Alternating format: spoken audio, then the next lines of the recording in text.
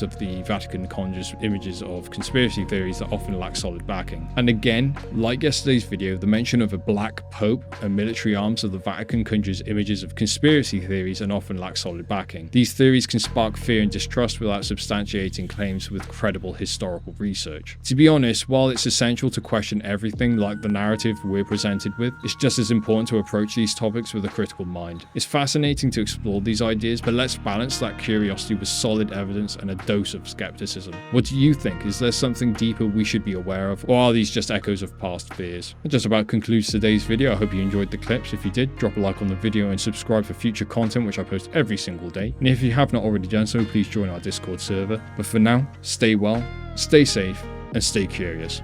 Until next time.